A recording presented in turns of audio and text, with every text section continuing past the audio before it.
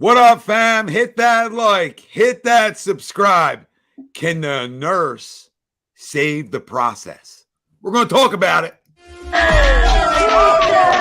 my God!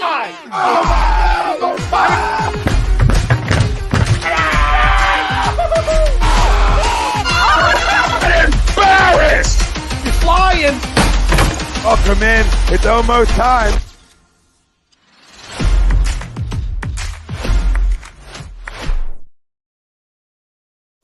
Welcome in, everybody. This is A2D Wednesday nights, only on A2D Radio.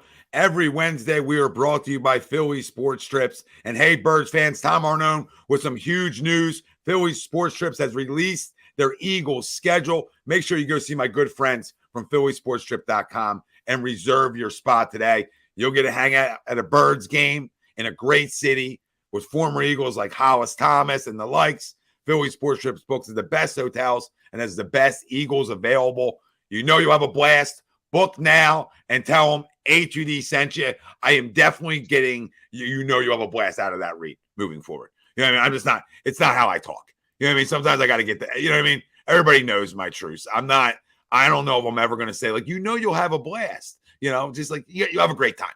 That's more my cup of tea. So I'm not, you know what I mean? I'm not disagreeing. You're going to have a blast. I probably use different wording. But we are brought to you by phillysportstrips.com.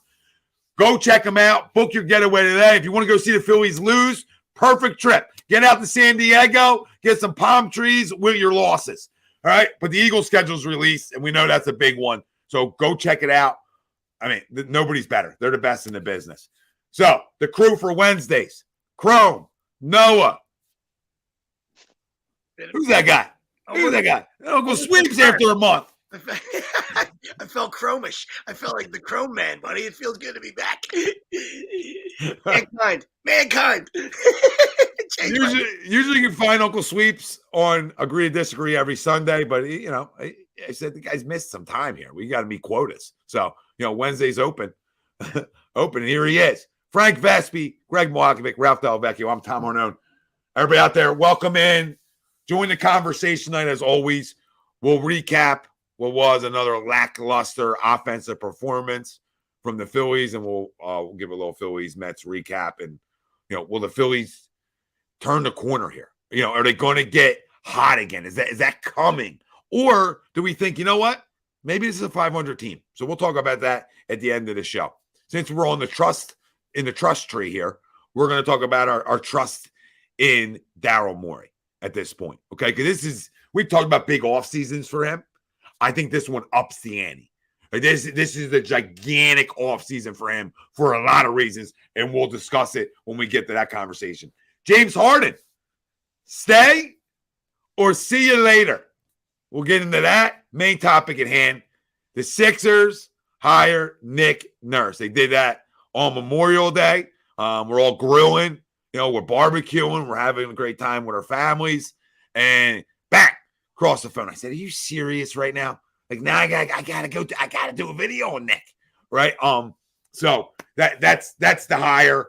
We'll get into it. Ties into our poll question, brought to you by our great friends over at Baggio's Bread. They're located in Mount Laurel, New Jersey. They're home of the best stuffed breads, tomato pies, sandwiches, cutlets, meatballs. You mentioned H2D Radio, you get 10% off.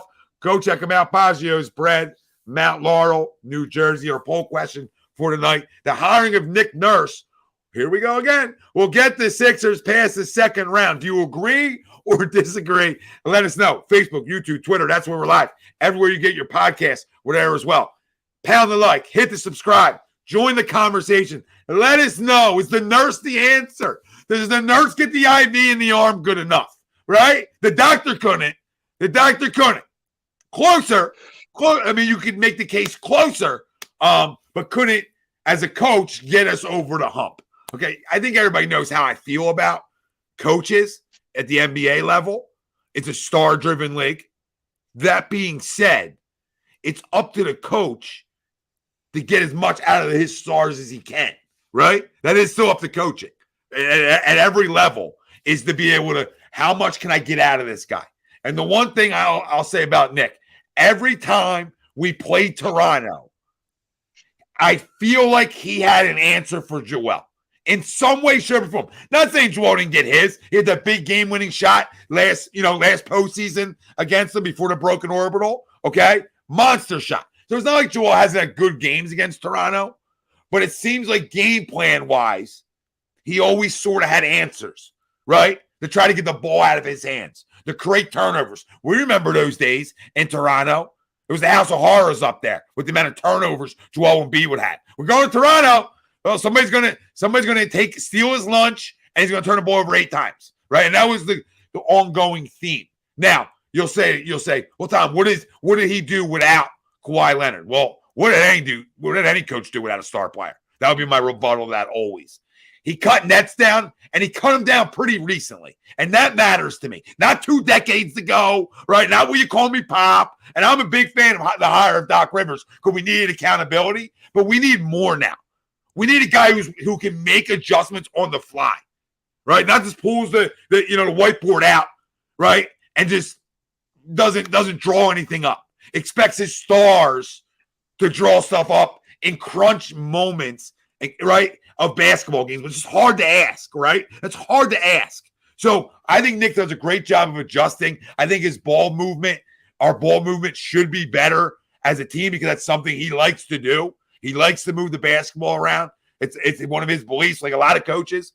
But defensively, I think is really his MO and what he does probably his best job at. And I think we all know, right? If you're Pomsy and you can defend at this level at a high rate, you're going to be in every game. And the one thing I'll say about Toronto over the last 2 years when they've sort of been shorthanded, right? They were tough as nails, man. And I always say when you've got a younger team like that per se, right? But not really stars, right? Good players, but not stars, okay? When you have that type of team, that type of team takes on the personality of the coach, in my opinion, in those situations. And it took on the personality of Nick Nurse. Not saying they had a ton of success, but they did go to the postseason, lost against us, and this year obviously didn't get in. Dealt with a lot of injuries as a basketball team. But last year's team was tough, was physical, right? And I hope that some of that stuff can translate here to Philly. So, listen, at some point we got to do it, right? So, third time's the charm. Third coach. Third's the charm. I'll agree. Sorry, boys. There's my little, hopefully, excitement about the hiring of Nick Nurse because it's better than Doc. It's better. Now, is it marginal? That's up for debate. But recent bias, okay? He's got a better track record. Recently. Overall wins, losses, different story. Especially for the category that I'm about to tell you that, you hired this guy for game 7s. I mean, Doc, we know his struggles and his record in game 7s. All right. And you got to find it. And we just saw the Celtics Heat game. It doesn't matter if the guy's a rookie or not, just absolutely get undressed by Spo. Spo undressed the guy. All right. And I agree with you. It's a star lick. Okay, but you can't just roll the ball on the floor and let guys do things, right? You got to be able to make adjustments, right? The Celtics had no offense the other night.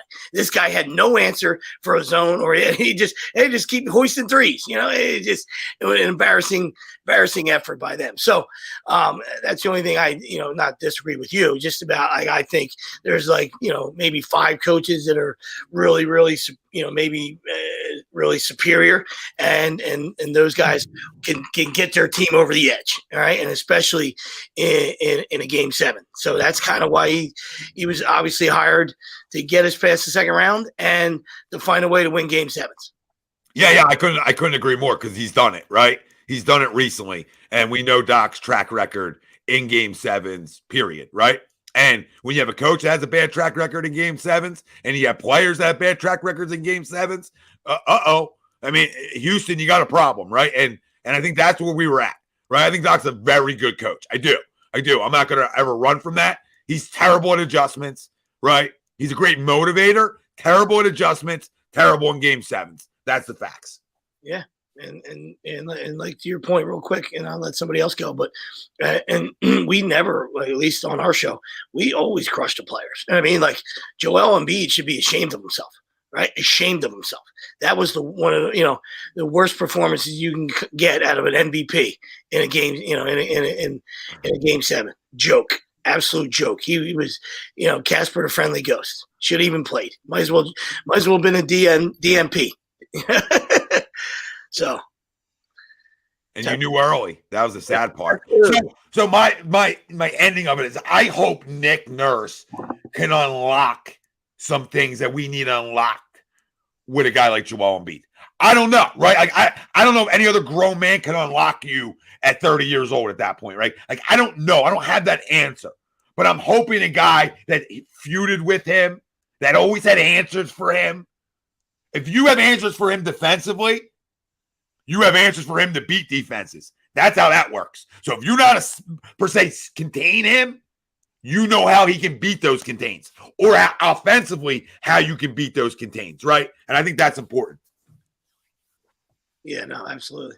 And I like the spiciness. We like when it happened. We kind of like the back and forth that they had anyway, because I think that's your players engaged. I think your coaches got a little spice to them. So I mean, there's nothing wrong with that. And obviously they'll be fine. It's, it's the old case of you hate to play against the guy, and then you love to have the guy on your team. So it's one of those cases.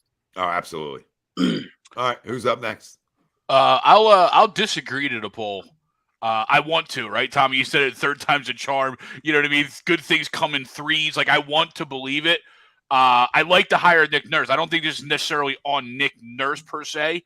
I just, Nick Nurse with the ties to Daryl Morey previously in his career, the ties to James Harden and stuff. It seems like James is coming back.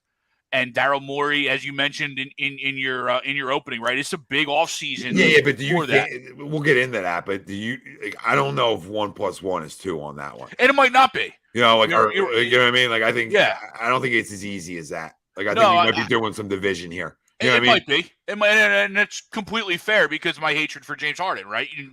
100%. Because they don't have a big track record together. Those two don't, right? No. But Morey and Nick do, and then we obviously know what I'm using parentheses and long, you know what I mean? Like, yeah, we know it's a spider web effect here. We're in a spider web effect. New math is hard. So yeah. Oh, math is hard in general, right?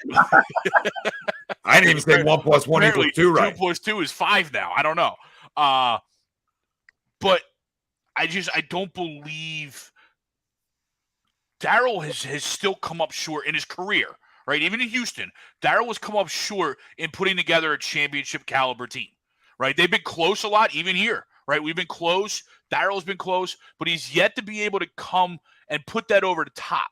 Right, so I think Nick Nurse, why I like to hire. You said in your opening video too, not necessarily a retread, and I completely agree with that. Right, has only had one NBA job. Right, it's not Doc Rivers again, or a guy that's had 7 jobs and we're just recycling the same old guy. Right, the water bottle's like lost its plastic, the plasticness to it.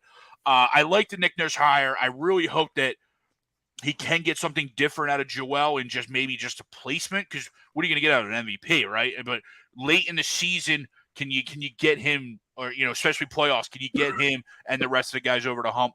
I like the hire, but I'm just going to disagree that they're going to get over the hump. I just feel like we're just stuck in this hamster wheel. And listen, there's nothing. There will be no debate from me for anybody disagreeing with this poll. Like neither side on this really has a leg to stand on. The leg to stand on is probably more on the disagree part of the conversation than it is on the agree, especially this early too. Right? I would say too, Greg, to piggyback off of your point about Daryl. In fairness, you can give a small asterisk to the fact that he inherited that Tobias Harris contract, which has been a killer in terms of cap financial flexibility for this team. And I like Tobias. I think he's been one of the harder workers and more overall consistent players. But that cap hit number has been brutal for this team. And we're coming out towards the end of it, but Daryl didn't give that contract. He inherited that contract. And it's tough to build the other pieces around while that contract is still on the books. True, but but you're going to have Tobias or Jimmy or both. Well, Jimmy, right, and even long term too. Like long term too. You had Ben Jimmy Simmons, had that right? Number, Daryl Morey wouldn't be here. Let's be honest, because that team would have been a lot further along with Jimmy Butler than when Jimmy was gone. So I think, I have to give him a little bit of a. It's weird to say that I still have a little bit of a wait and see. I think he's unlocked a lot in terms of rebuilding the roster and adding depth. But at the end of the day, I still feel like that Tobias Harris's contract is still hovering over this team. And at the time, really, they had to. If you're keeping Ben, you had to make that deal for Tobias Harris. Yeah, it's definitely the anchor. It's the anchor. It's the anchor on the boat for sure. Absolutely. You know what I mean? And I like to pretend that Jimmy never even played here. You know what I mean? And I love him. I mean, I don't. Hurts to say that. Yeah, I try to I get it out of my mind that he was even here. I try to get that season and that last shot out of my mind all the time. So, listen, we get that's a whole nother show. Like we could just actually recycle me and Sweeps that night, fighting with Greg and Wilson about how you got a leader, you got an alpha in the house, and people didn't want to hear it. And obviously the Sixers didn't want to hear it either. Now, that's again a story for another day. There's a lot of wrongs that happened on the way out of that, and Jimmy's responsible for some of them too. All right, he's responsible. He had an idea where he wanted to go, and I can't argue that he made a bad decision. Right? I mean, you went to a winning culture, but whatever. Sorry for another day. But I agree. I try to act like he didn't play here. Yeah. Who's that guy? I think a guy said earlier, and I like that. I like that point comment a couple minutes ago about Maxey because you see it with Joker. We know how good Joker is. I'm not going to get into the debate who's better, right? But when you got a Robin, it's fun when you got a Robin. Yeah. A lot of people play Batman, right? I'm Batman, right? But when you got a Robin, it's fun. It's fun, right? And that's what Jamal Murray is. He's an outstanding Robin, right? So be nice to have a little help too, right? From somebody, whether it's Maxey taking that next step, James shaving the beard, start over, bud. Start over. Start fresh, man. Start fresh. Do something. I think too, talking about what Nick Nurse can do for Joel Embiid, and I'm with Tom in terms of I would hope that with him and his success in being able to bring double teams and defend Joel in so many different ways, maybe he can unlock the keys for them to run the offense when that's happening and maybe show Joel ways that he can work around those situations. I think the key to his success is going to be, does Tyrese Maxey take the next step? Not what Joel Embiid does, because I think we know what we're going to get from Joel Embiid. It's going to be, where does Tyrese Maxey fit in here? Is he that number 2 guy that he looks like he is emerging year after year, stepping closer and closer? And if he can help him to hit his potential, the ceiling is, it's the limits are endless. The limits are endless at that point. Yeah, I mean, we'll get into the roster in a little bit, but I think there needs to be more spacing.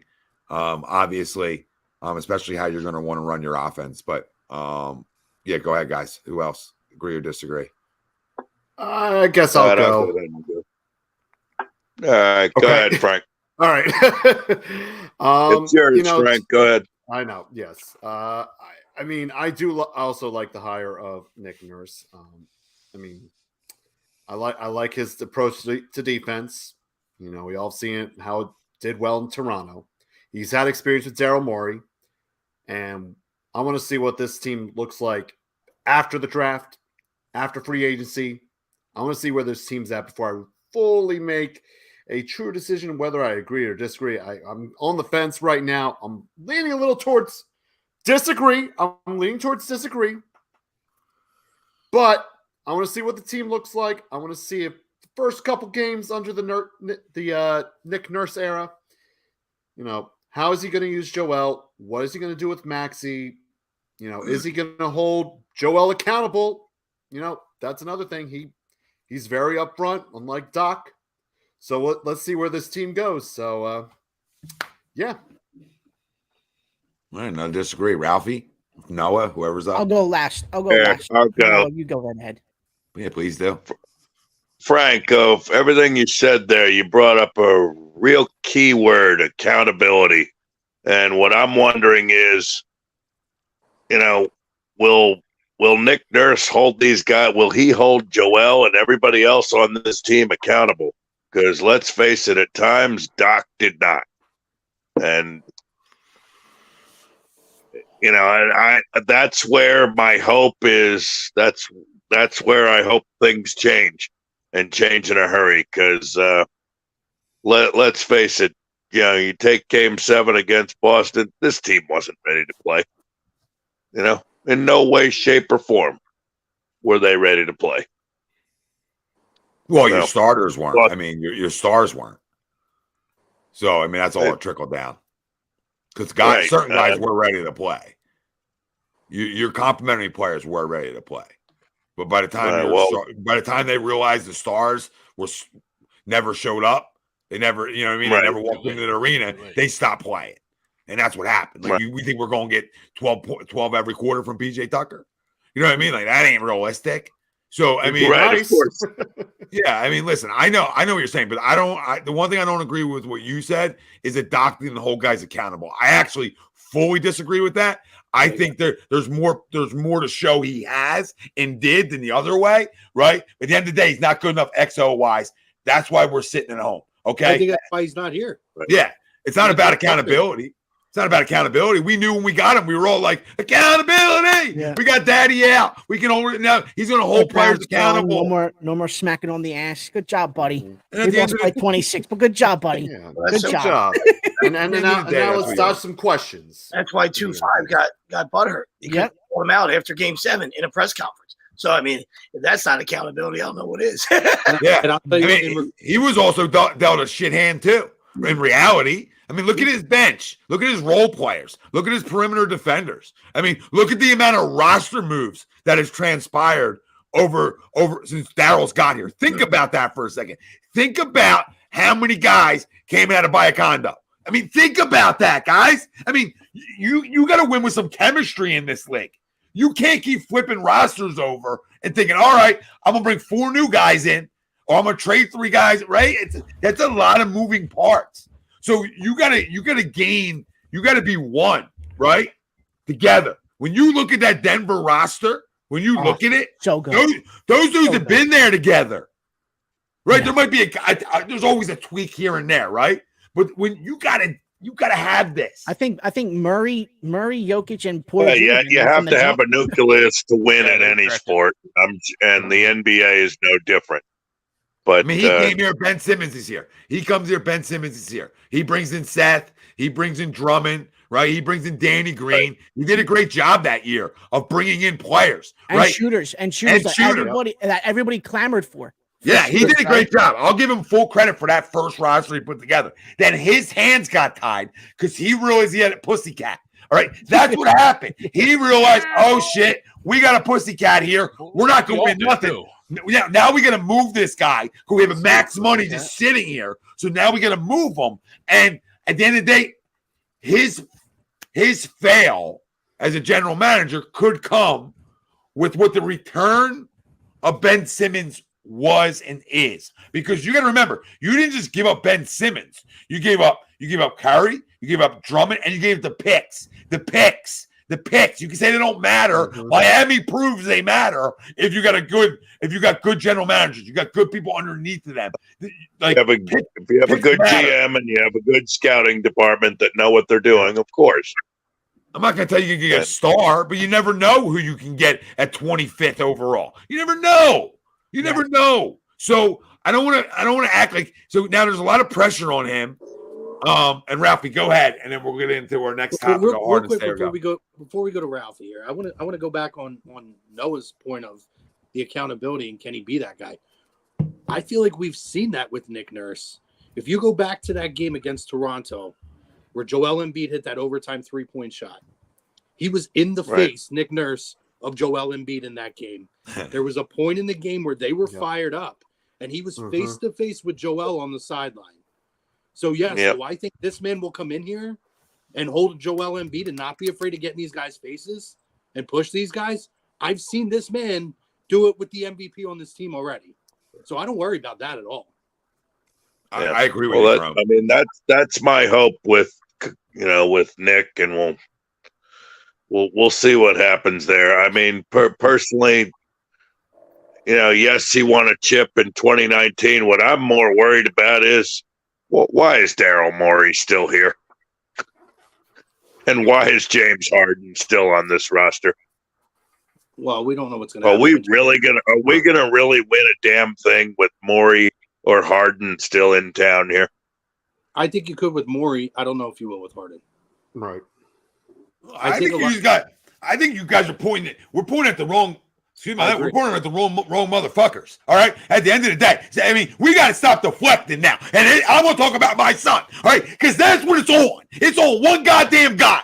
Because you just watched what Miami did. It's a will. It's a fight. It's a scratch. It's a claw. That's what winners goddamn do. And if Jason Tatum don't get hurt, he's a damn winner too. Because if you look at his Game 7 numbers, they're ridiculous through his career. All right? Ridiculous. So he go ice cold for 3 games and Game 7 smack you in the back of the head. All right? So I miss me. Everybody miss me with everything else around. We've talked about what's around the guy for too long. What's between his damn legs? What's between your legs? I'm tired of every year. It's an injury. It's an excuse. All right? When have you willed them to a victory in a Game 7? When have you willed your team to a victory in a decisive game?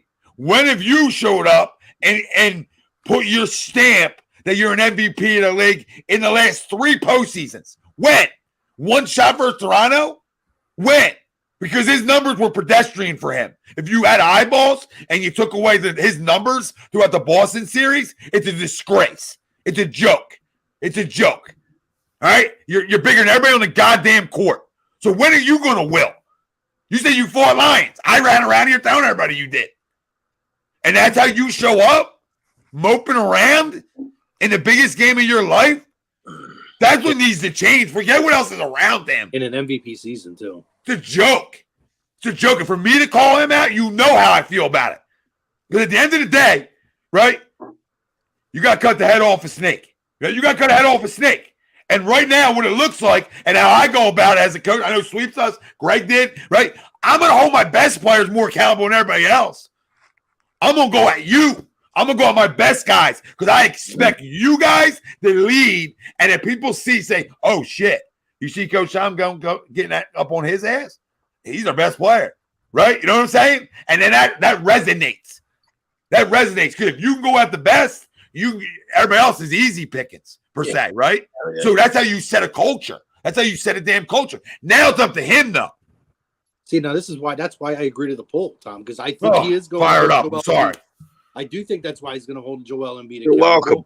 And in terms of his offensive creativity, I think that falls right into the hands of a Tyrese Maxey, who with his speed, and if you can put the ball in his hands more and he can create a little bit more for himself, again, I mean, the potential is through the roof for Tyrese Maxey. This might be the coach that is going to unlock that next step to where he is truly I don't even want to say Robin. He's a 1 and 1A type of player in the next year or two for this team. And the ideal guy that we talk about Jimmy Butler was the ideal guy, and this and that. He might be the guy to unlock that. He made somebody mentioned it in the comments too.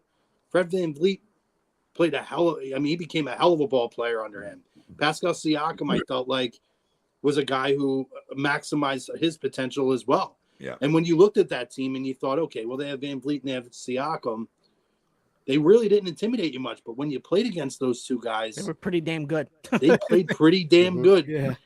And I look at this roster, and he's coming into in my opinion, Harden or not, a much better, more talented roster. Oh yeah. Oh, and the defensive accountability with how good this team does play defense typically overall, his defensive prowess coming in here, I think this is the guy that gets them past that second round. I really do. And you know what? The other side of it is, nobody brought it up yet, is the jobs he turned down for this. I mean, let's keep that 100 too. I mean, in reality, clearly he was the number one guy in Phoenix market this year. Yeah, he was the number one guy for Phoenix, and he was the number one guy for Milwaukee. So there are two teams that it's like, whoa, you ain't going there? Like, forget maybe, okay, you're not going to Phoenix, right? Okay, I got you, right? Because that's a short-term win now. But to not go with Milwaukee, that's telling to me. That's telling for him to choose sort of us over them. It makes me feel better about us, right? That's all. Makes me feel a little bit better. Yeah, it's still a destination after all the headaches. You know what I mean? I feel like whatever his system is too, with that relationship with Daryl Morey, he will have more input than what Doc did and a Brett Brown would have had in terms of personnel decisions going forward as well. Well, at the end of the day, it's big boy time because even though I had enough of Doc, right? There goes your scapegoat.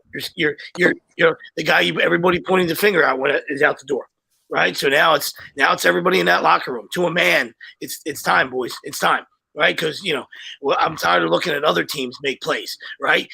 I don't think in the history, I don't know if we could ever make a play like Derek White did the other night. You know what I mean? I don't think we ever could. Mm-hmm. We just, we get to it and we throw it over the shot clock. You know what I mean? Like, I don't think we'll ever make a play like Derek White. So it's time for the players to step up. Absolutely. You know what I mean? Absolutely. You can only have so many scapegoats. Yeah. Greg, 1 second. Ralphie, go. Greg, say what you got to say too. And then we're going to take a quick break and we'll come back and we'll do the Harden stay or go. And we'll obviously just continue a whole circle jerk fest of a great conversation about the Sixers and hopefully figuring out ways, for another show that we can make them better. We can help make them better. And Swoop, he can say he came for Daryl Morey. Let's keep this. I just crushed the guy. Okay. I just crushed. He said he came for Embiid. Let's make sure we add that in there. Like, let's not run from that. Like, as much as I just crushed him, he's still a problem when he wants to be a problem. Doc was the number one guy with the year he came out, and he came here and turned other jobs down. Same thing here with Nick Nurse. He was clearly the number one guy for the top team, top jobs in this league, and he chose here, and it's not just Daryl Morey. Yep. Real quick for me, I agree. I think this is the perfect coach for the 76ers, and you guys said a lot of good points. And obviously, we're going to talk about James Harden, but I think Maxey is your PG moving forward, to be honest. I don't know how well James Harden works in a Nick Nurse offense with the ball movement. I don't think Nick Nurse wants a guy that just pounds the ball into the ground 20,000 times and runs the shot clock down to 7, and then you move your offense at the 6-second mark of the shot clock, and it's another step back 3 for James Harden. And another defensive-minded head coach in Nick Nurse. I mean, look what he did in 2019 against the Warriors, right? They were getting torched in that finals a little bit, and he was like, okay, we'll just do box and 1 on Curry, and completely shut him down, right? Through the box and 1 at Curry and shut him down that whole entire series, and they go on to win the title. Obviously, he had Kawhi there to help him out a little bit, but his change of game plans in critical games showed a lot throughout that whole playoff series, and he's actually, to be honest, he's a really, really good coach. It's just that the talent there in Toronto kind of diminished a little bit around him, right? Some of the players checked out. Then you had the trade, the trade deadline, are they going to blow it up? Is OG going to be gone? Is Siakam going to be gone? They were, dead to rights this year up there in Toronto. But I think this guy for Nick Nurse, I think he definitely gets you over the hump, and he's just an X and O's guy that's just a genius at it, a genius at the X and O's.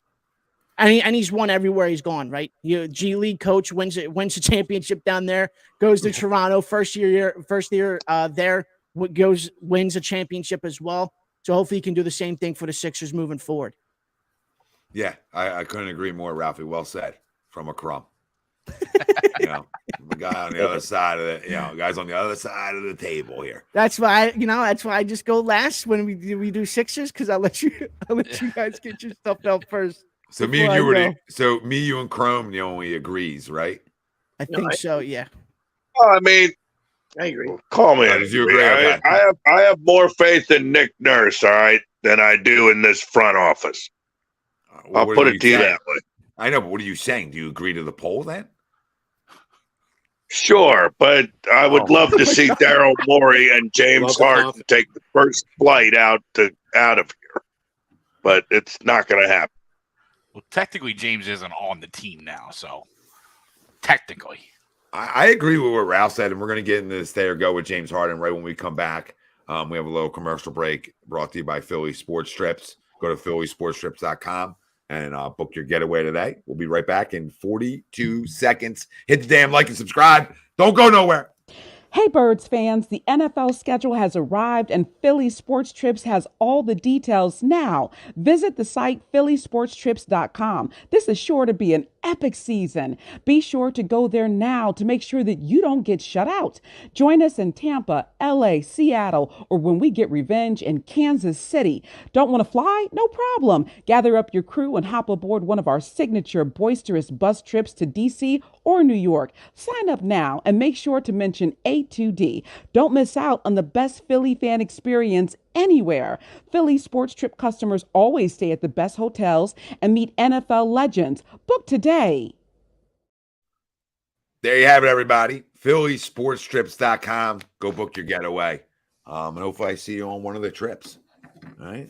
And that's that. So, we talked about the hiring of Nick Nurse.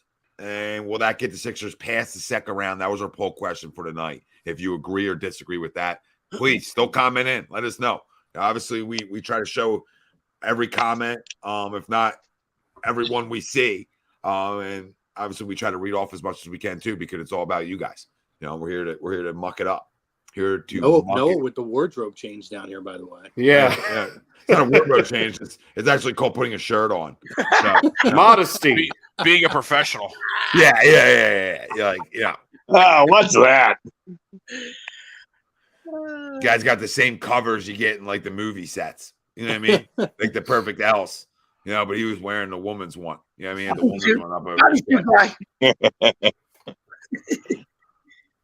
Wow, walking into work with a lager in my hand is not professional. Is that what you're saying? Bodysuit guy. So Caden has a super chat. We appreciate it, Caden. Thanks, Caden. He said, I'd rather keep Harden. If the rumors are true, we would get FVV. I don't want to do Fred Van in the back. Fred VanVleet. I don't want to do it in the backcourt. Our defense would be atrocious. Yeah, him and Maxey is not ideal. Is not an ideal backcourt in terms of defensive. On the defensive side, but I mean, they could light it up. One thing I agree with Ralph with, and Chrome brought it up a little bit, but he didn't get fully there on where I think about it is. See you later, dude. Like, I'm good. I'll figure out. I'll spend that $12 million, right? Okay, I can use that $12 million. All right, I'll go get deeper here. And you know what else I'll do? Because at the end of the day, give the keys to Tyrese Maxey. You have 1 year left on the Tobias deal. There's no point of moving it. It opens up a max slot. There is 0 point of moving it.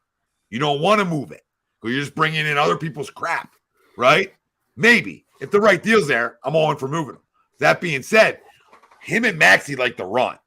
Tobias is always like the run. He's better. He's a better transition downhill type player. They turned him into a spot-up shooter.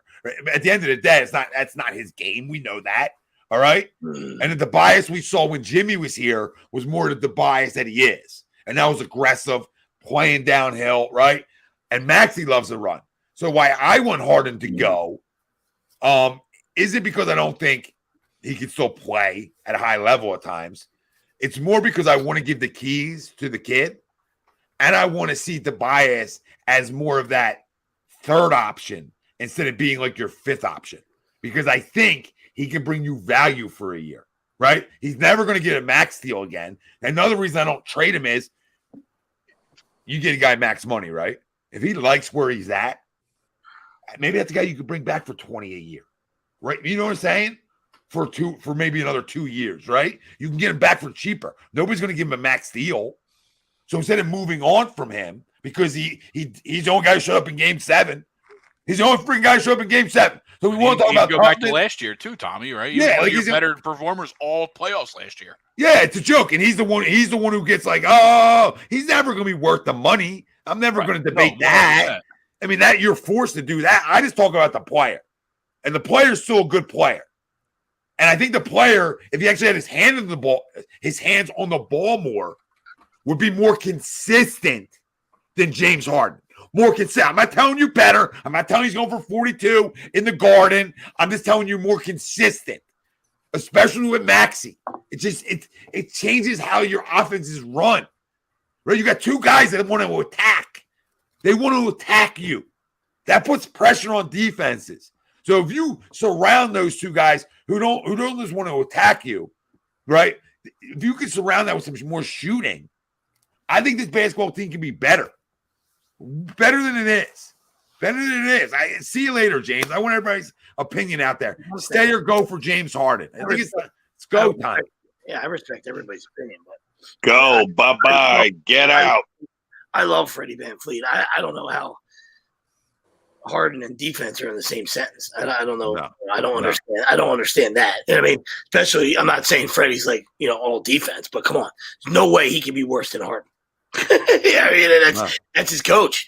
All right. I mean, obviously Nurse loved him too. So, I mean, I'm all in on Freddie. I know that's obviously we'd have to do a bunch of things to get that done, even though he's a free agent, money wise, we have to, but, things would have to be moved around, you know what I mean? But yeah, I'm done with Harden. I've seen enough of Harden.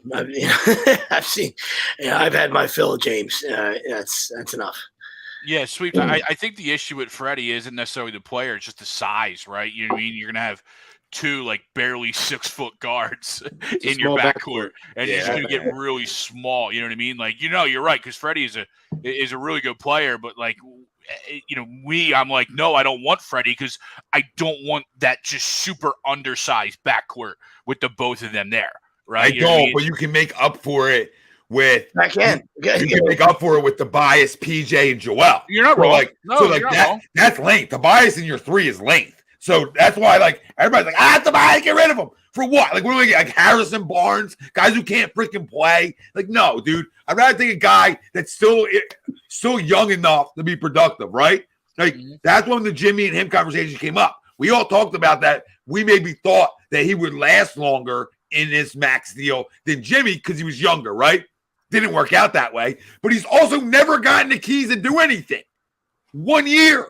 The year he was traded for was probably the most the offense actually ran with him a little bit, right? Think about it, guys. Unless guys are out, does the offense ever run around him? No. And when guys are out, he's actually pretty decent. Mm-hmm. So he's more consistent. So you got, like, I don't know. Like, I would take Freddie. I mean, that's 20 a night. I'll take 20 a night. Sign me up for it all day, every day, right? Because now we're also small, but we're also dangerous. So we create problems for you too. It's not just this ain't a one way street here. It's a 2-way, right? Like, okay, you might get a little bit better of us on the perimeter at times, but you better watch yourself. Because we got 2 guys in our backcourt that can go for 25 a night. And a big guy, it can go for 33. That becomes a big time problem. Yeah, what you got to do is, like, we always talk about defense being effort. It's effort, right? So you can be undersized. It doesn't mean you can't get in somebody's jockeys. You can get somebody's jockstrap, right? You know what I mean? Like, you don't let them catch the ball, right? Or, get up in them, right? Make things uncomfortable. We talk about it all the time. Steph Curry's fantastic, right? But when you play Steph Curry, you got to make him uncomfortable. Right, the best you can. Right, that's you make them run around. You make them take off-balance shots. You make them take, you got to make guys. You make guys uncomfortable. So you can. There's a lot of ways to make up for being undersized. You know what I mean? I'll take. I'm all in on Freddie. Let James. James, do your thing. Go back to Houston, buddy. Go back to Houston. I think that's a lot of smoke and mirrors, that whole Houston thing. I'm sure. Oh, that's not real. It seems silly. It makes no sense for them to pay. It seems silly. Yeah, it seems silly to me. They have all that cap space, but they're just burning money, giving a guy a max deal at his age. It makes no sense. They're in a position now to where if they're smart, even if they don't spend all that money this year and they hold on to some of it for next year, they're in a position to really turn that organization around. James Harden is not going to be that guy. I don't care how many guys are on low dollar values contracts right now. There's 0 sense for that team. And particularly with a culture, bringing in a guy who asks out of that organization, it just makes no sense to me whatsoever. And you're also bringing a guy that's going to stunt all those young, talented kids that you have there, their growth, because he wants the ball. All he wants to do is dribble for 20 seconds and then fire something up. Yeah, this isn't my first rodeo. I mean, that's obviously leaked from Harden's camp. Yeah. To try to drum up more money. I mean, sure. I don't even buy it a little bit. There ain't a team. There ain't an NBA team that's looking to give him max money. There just is not. There's not. There isn't. The only shot you have in it is like, okay, Boston knows hypothetically, right? Boston knows Jaylen Brown's not coming back, right? Okay. Still in division conference, not happening, right? Like that's the kind of thing you need, though. You need somebody else that isn't going to sign with a team to say, you know what, that I'm not coming back here and as a max money guy, and then you sign and trade it. That team also wants to have to dabble with Harden, right? So there's a lot that goes into that. But I mean, I don't know. I don't get paid the money to figure that side out. I'm good with just walking, dude. If it's $12 million that I get out of it, then I'll take the $12 million because it's 1 year. It's 1 year. 1 year, a lot of things change. A lot of money opens up in one more year. I hate saying that because it's been 1 year every year, but in reality, a lot of money opens up. A lot. As soon as the bias is off, it's like, oh, hey. Yeah, but while you're right, Tommy, it does open up. It also, I think the league is cutting back to only allowing 2 maxes to your roster. Now, to your point, that then we have one left, right? Yeah, there's no shot. There's no shot when Tyrese Maxey's contract's up that he's a max money player in this league. I agree. No shot. I agree. No shot. Well paid, absolutely, right? Yeah. Max money, that's egregious. He's got to come out and average like 28 a game. Like, you know what I mean? He can't hold. Well, I love Tyrese, but he can't hold max guys' jock straps right now. No. And that's not a shot. He's going to keep getting better, right? But right now he can't. So that's why I'm monitoring. Like some people are like, well, that's got to be safe for Tyrese. I've heard that 1,000 times. Like, no, it's not. Yeah, that's saved. Not getting that. That's saved for a game changer to play with Embiid, right? Like we all expect Embiid to be able to. He's not going to just like, you know, he's been breaking down for year after year, but then he's never really broken down, right? Like, you know what I'm saying, guys? Like he comes out the next year and he's got like a new thing to his game. That's what's weird about him. Like this year was the elbow jumper. He was unconscious from it. Mm-hmm. So like he always tries to add stuff. I think if you give the keys to Maxey, it actually allows Joel to do what he likes to do a little bit, which is play outside a little bit more. So we'll see. What do the other guys say? Is he staying or going? James Harden. Happy trails to you until we meet again. I think he goes. Now, I mean, everybody talks about Fred VanVleet being some people are trying to call him the Harden replacement. I don't see him as that. I would like the sign of VanVleet, but to have him hold that expectations of making him like Harden, yeah, not going to happen. But I'll be fine with the Fred VanVleet contract. Yeah, for sure, Frank. You know, I don't know. Like you only get 12 million, so it's tricky. You know, Fred got the bag, so he got the bag. You know, can he get a guy like that just wants to come somewhere for a year deal, right? Like, hey, right, same type of situation. Like, hey, come in for a year. We'll talk to you after the year. See how it is. Yeah. When the money opens up, we'll talk to you after the year, right? So it's one of those things. But I don't know. I mean, to get these guys to take discounts, you're asking for a lot. And especially in the league, it's especially where the NBA is set up, it's very tough to get those discounted contracts. Now if this was like Howie Roseman magic, I could see it happen, but not with Daryl and how unfortunately this league is set up when it comes down to contracts. Yeah, the rest of the guys would kill the guys for taking less money because they're just screwing up that level of contract. Yep. Yeah, I'm good with James. See ya. Yeah, we knew that. Yeah, I mean, no shock there. But I mean, from a basketball standpoint, you know, you had the year and a half, right? You know what I mean? When you made the trade, you had the half year. You almost felt like all right, that was too quick, right? Let's run it back another one and let's see what it does. And it turned out to be the same thing. And yes, there was turnover, but your top three were there, right? You were top four, right? Joel, Tobias, Maxey, and then James were there for that second year, that run back. So, you know, I think we kind of know what that's going to be. So I'm good with going, of course. Yeah, rightfully so. I'm good if he goes, but I think he will be on this roster. Okay, now I love that you said that. So my question to you is then, Chrome, on what's the deal look like, right? That's why it's so hard. Like, I'm really on the fence with how this is going to play out right now because I just think it's so early. I mean, I think we've talked numbers before. I think we were all around the same of like a 32, 36, kind of around what his 1 year is now. I could see them keeping him at a round number like that, maybe extend him 2 more years. I don't think they go much further than that. I don't think he's approaching $40 million, let alone $50 million. And if that's a possibility, I could see them making that commitment. Give him 2 more years at between 32, 38 million. I could see that. Anything beyond that, year-wise and dollar, I'm good. Take a walk. Yeah, I agree with that. If you're going to do it where you're not going to make me go ballistic, it's got to be that 2 years, 30 to 37 range without me going ballistic. Anything more than that, I lose my mind, and I will literally start picketing outside the Wells Fargo for Daryl Morey's job. And I think because now we're playing. Now it's like stepbrothers, right? Yeah. Let's come stay at his house then.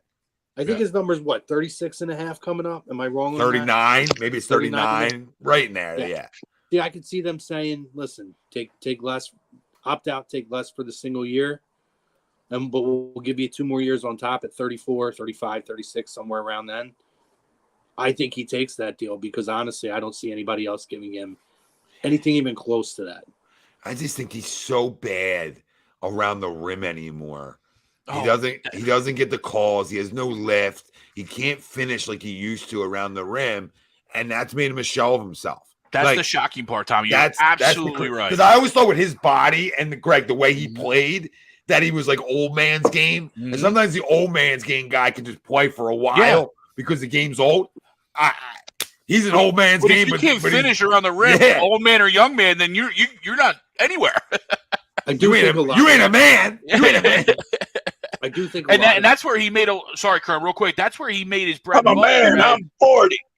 As a quote unquote top 75 of all time, right? It was his ability to finish around the rim or at least draw the contact. They're not giving that anymore to him.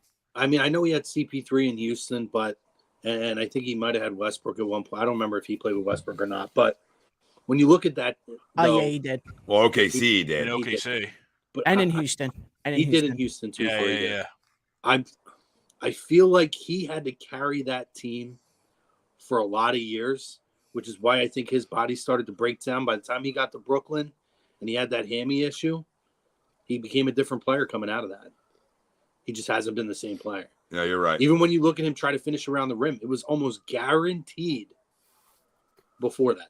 He gets around the strip club. He gets around the strip clubs fine. I'll tell you what, if he wants to go to the strip club, maybe we could do some kind of sign and trade and get Siakam. And hey, them strip clubs up in Toronto, that's right up in his wheelhouse. I never see him limping around the strip clubs. Well, that's because he's getting those deep massages down there to warm up those muscles. No, it's stay or go for Harden. Go. I was gonna say stay or go for you. No, Jesus Christ. I'm out on Harden. I've seen enough. He's not the guy to get. He's not going to get you over the hump. My question is to you guys then. All right, a lot of us have him going. What do we think happens? I think he stays. Yeah, I'm not lucky enough as a human being to get any wishes.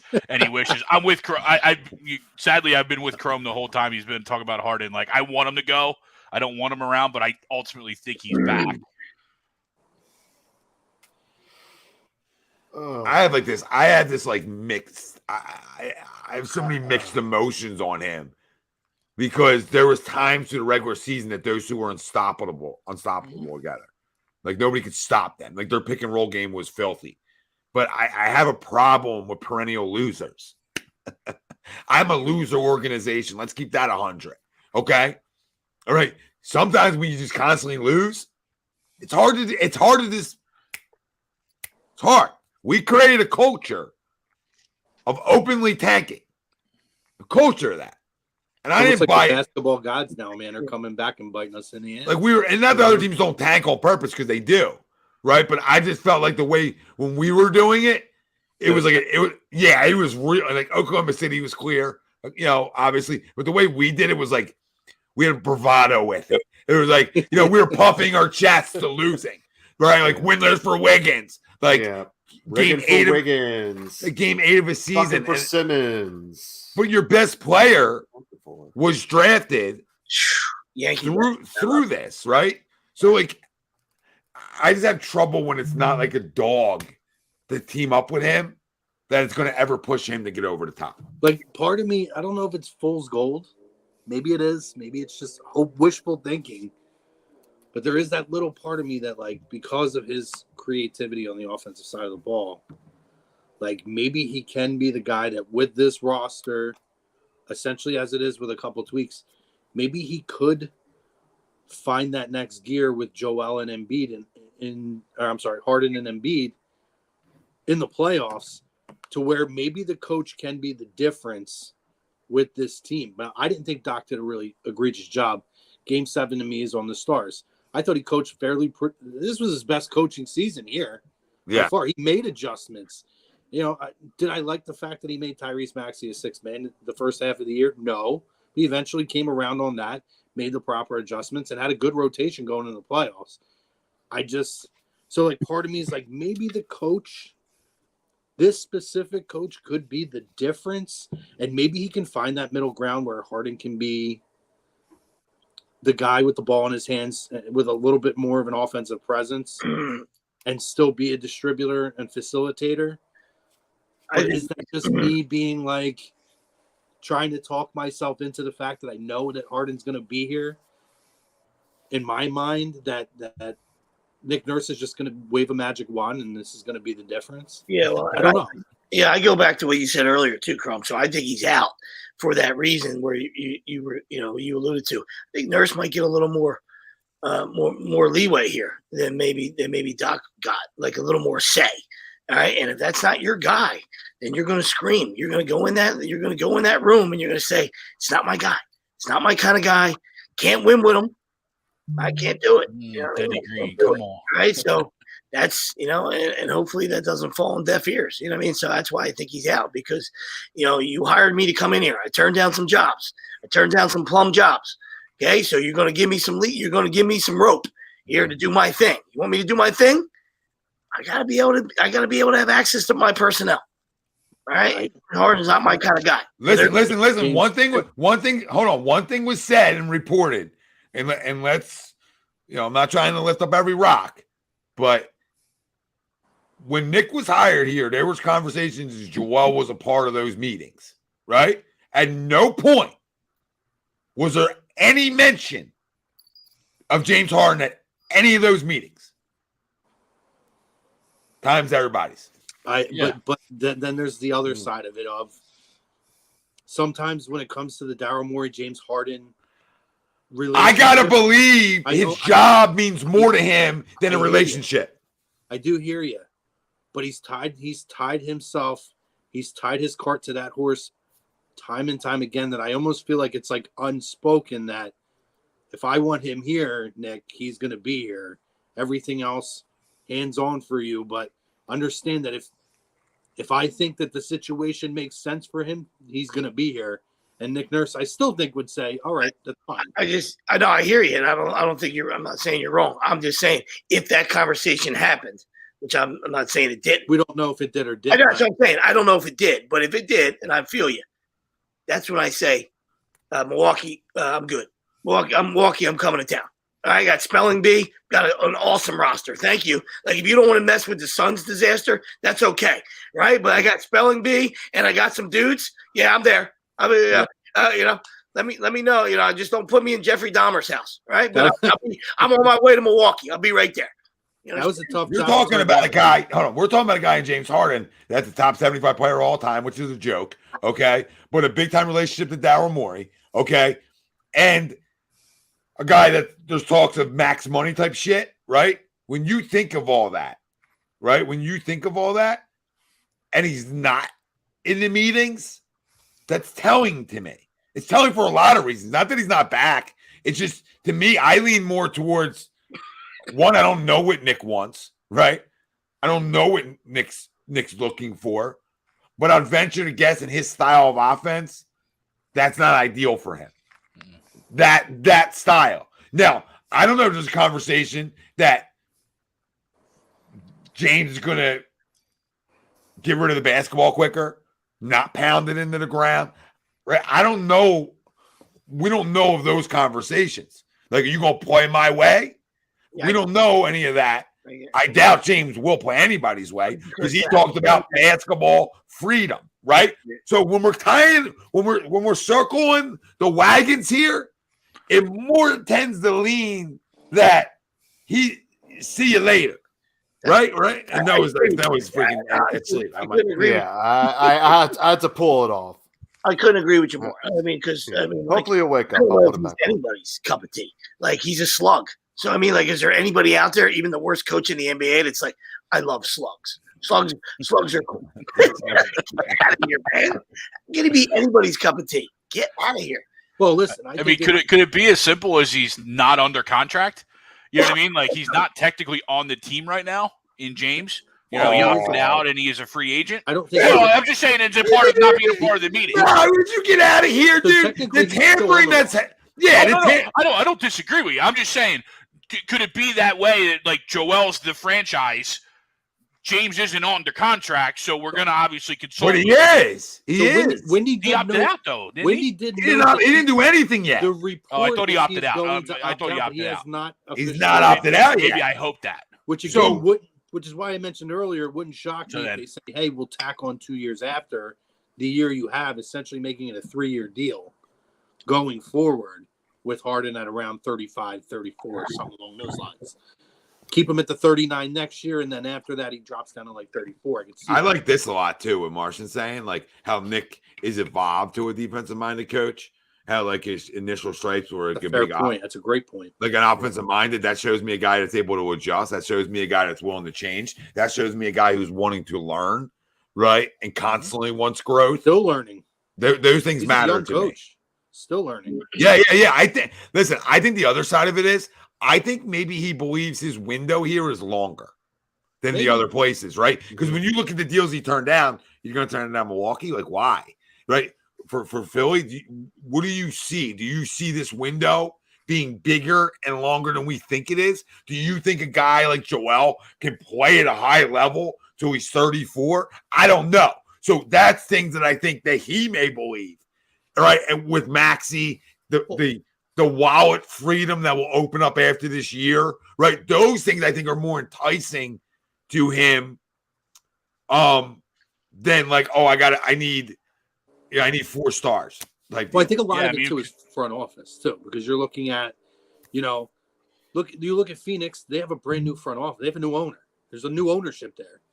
So you're looking at Chrome. Yeah. When you're looking just getting off the floor after Joker shoved him. Hold on, guys. Can you guys hit the damn like on YouTube? What's wrong with all you guys on YouTube? Hit the damn like over on YouTube. Hit the subscribe on YouTube. Stay with us, baby. What is wrong with some of you guys? Let's go. The road to 10K on YouTube starts with the family in the chat. All right, back to your regular. You're looking at ownership there. It's brand new. They don't really know what the culture is going to be like. They just fired their head coach. At some point, age is going to catch up to KD. Booker's a phenomenal player and a young talent. PG3's old. DeAndre Ayton is in and out every night. You don't know what DeAndre Ayton you're going to get. And there's no depth beyond that. And even if you look at and Chrome, and to add on to that, there's those rumors of what's going to happen to Ayton and Paul down the line. Like they could be out of Phoenix before the season starts. And then they hesitated to sign Ayton anyway.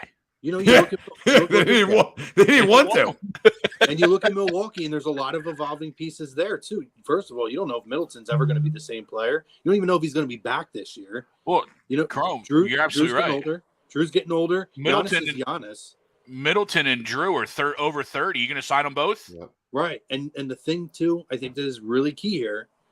You say what you want. He might own the Devils, and he might now own Washington. But Josh Harris is an owner in professional sports that wants to win championships. He invests in his teams. He invests in his front office, and he goes for it. Does he hit home runs every time? Clearly not.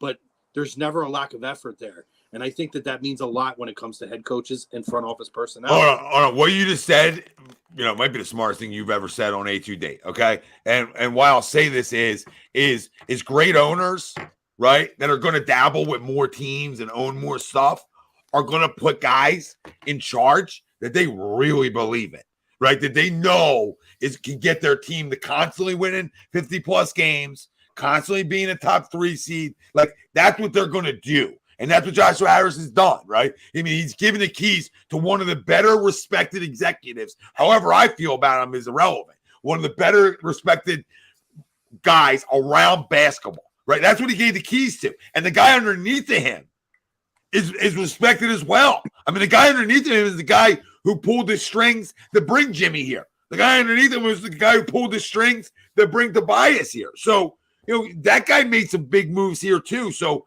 I think when you look at both guys, they have the ability to make a splash move. They have ability to put together really good rosters.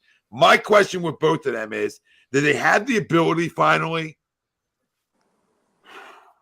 right, in terms of rosters, in terms of constantly looking for the next move, instead of saying, you know what, let's keep a core here, even though we don't want picks per se. Let's start drafting better. Let's start adding things around here, and let's look for those diamonds in the rough. Like Caleb Martin is not a shock to me, by the way. Caleb Martin's not a shock. If anybody watching March Madness like one time, Caleb Martin was lights out for Nevada. You can tell right there. Yeah, you can tell right there. This guy can play. This guy can play, right? So, if you look at Miami, they go and they draft. Like, that's what I'm saying with the Eagles, right? When you look at the Eagles, they go and draft guys that not only won national titles, but that were successful in big games, right? Successful in big games. Like, we drafted a guy that disappeared in March Madness. Not only do you draft a guy, you got to draft well. You actually have to keep the guy you draft. You know what I mean? Like, come on. And we don't do any of that. It's going to forever haunt us as well. I mean, forget about, the whole Tatum thing. The Fultz one's worse. The Fultz one's worse because Markelle can play. That's the problem. That's right. So we go back to patience. Right? We go back to patience. We had to have all this goddamn patience for Ben Simmons. All this patience. But a natural scorer we couldn't have patience for? Think about fucking that. He looks like a pretty decent player down there. But he is a good player. He's in a terrible place. If he was here with Joel, that dude scores. And that dude would score at a high level. I don't give a shit what anybody's got to say. I don't give a shit. Markelle Fultz would be better than James Harden on this basketball team. And I don't give a shit what anybody's got to say. And even actually speaking on Fultz, I recently just read a tweet in the Sixers Reddit about Markelle Fultz. Yeah. He wished he could have helped the Sixers. He could have helped the Sixers. He said, Frank, in that quote, he said, I wish they were more patient with me. Exactly. He said, I wish they were more patient. And that's it. And listen, you're number one pick in the draft. You don't have there isn't a patience. You shouldn't have patience with that. You shouldn't have to sometimes. But sometimes you need to. Sometimes it's the cards you're dealt to say, let's breathe for a minute. We don't got to move this kid think about what you moved him for. I don't fucking agree. We got. Wasn't it like Richard Simmons we got? Jonathan Simmons. Yeah, Jonathan Simmons. Yeah. When you take a guy, exactly, that high. We had two Simmons, and they both were like Richard. He should have had more of a safety net. I'm talking about Mikal Bridges. You know what I mean? Come on. Yeah, absolutely. That one. You traded That's him. the one that kills me. That's a killer. I hated that trade so much. I will never forgive the Sixers for that trade. Especially we traded for a guy. Zaire Smith. I completely forgot he even played a game in the Sixers uniform. That was supposed to free up money so you could sign both Jimmy and Tobias. So then when Jimmy walked, now you're absolutely right. Now that trade looks even more egregious because of the money swap.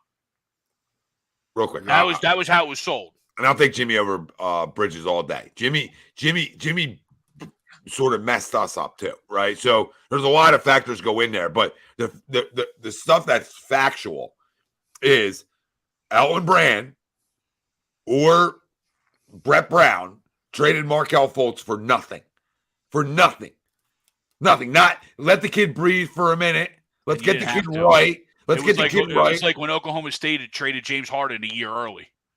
Right? You didn't have to trade him at that point. You could have waited a year. If you were going to trade him, but you could have waited a year. You're going to wait for a guy who don't shoot, but you ain't going to wait for a natural scorer? Like, say whatever you want about the kid. Like, you knew one thing was going to translate: his ability to get to the bucket and score. That's what you watch in every video or anytime you turn on Washington games was his ability to take guys off the dribble and score at a high level. I'm not telling you he's going to be an all-star. I'm not saying any of that. No, I think we were all fed up, though. I think the key point to you, what you said was, it was the return. The return was a disgrace. You understand? Mm-hmm. The top pick, you got to get some value back. All right? I can't get Terrence Ross. I think we were all disgusted and we all had enough. All right, so I'm not gonna. Or picks, like you can't. I can't get some unprotected picks. And we all knew that. What we got was horrible. We got fleeced in the deal. All right, but I'm not gonna backpedal and say I didn't want him out of here. I had enough of him. I had enough. I probably did too. If I go circle back, I'm sure I was tired of it as well. Right? If I had a guess, my personality, then I was probably sick of it too.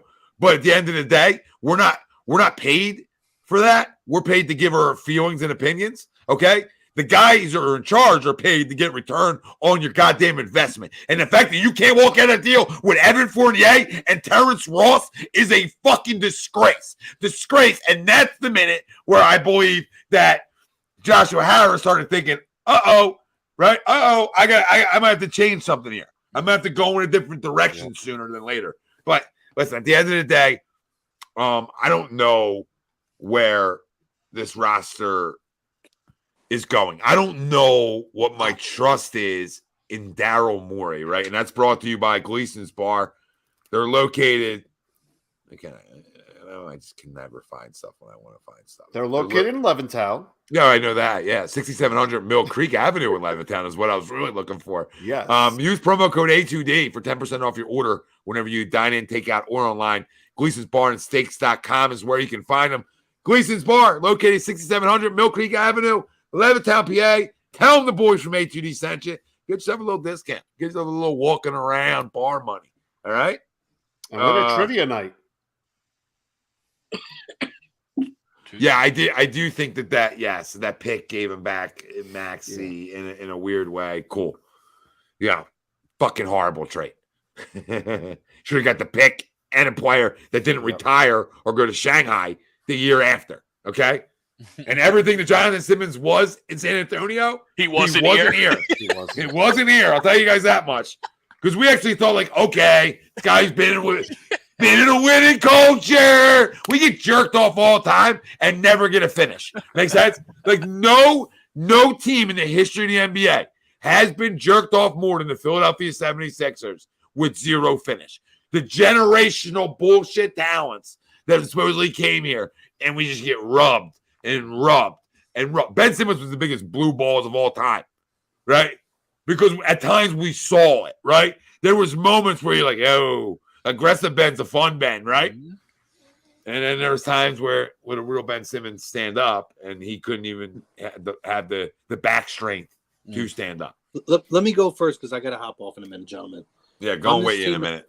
What I'm looking at as far as what improves this team, and I think this is James Harden walking or not, I think this team can win a championship.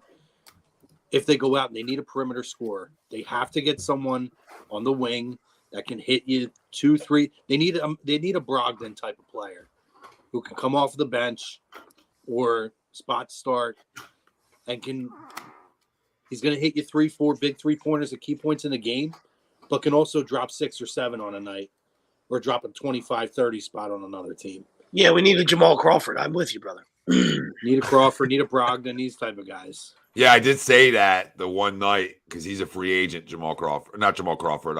Jordan Clarkson's a free agent. I would love him. And I'm like, man, that's a name I really like off my bench. Like, I'm a big fan of 20 off my bench that I walk into a game and I know, hey, I got 20. There's 20. See that guy? It's automatic 20. I think we need those types of guys. You know, I think the Anthony Melton was a good start to that. Right, he's more of a more versatile player who can do everything. That's why his nickname's Mr. Do Everything. I think the guy we got from Charlotte, and I'm just exhausted, so of course I'm drawing a blank. McDaniels. Yes, I think he'll be a part of Nick Nurse's rotation. I think there's a spot for him. I thought we saw as the season went on towards the end of the year and points in the playoffs, where his aggressiveness really fit this roster. I thought it started a little bit rough because he's a young guy and he's finding his place. But I thought he found a place where you looked at and said, next year, he's a low cap hit and he's a guy that can be a contributor on this team, a high energy guy coming off the bench. Yeah, I agree, Crum. I thought towards the end of the year, and even like you said, spots in the playoffs, he gave productive minutes. Now, as the pressure ramps up and it's playoffs get deeper and deeper, naturally your bench shrinks. And he got crunched in that. But no, I thought as he grew into the team and grew into his new environment, I thought he showed flashes of having at least a little bit of talent. Yeah. First off, Casey, what are you talking about? Of course they won the trade, but it's minuscule, babe. It's hard not to win a trade when the other guy don't play. So the trade's won there. Now the outcome is still the same, though. That's where you don't win shit, right? I mean, that's where it's like, okay, well, we just traded the trade.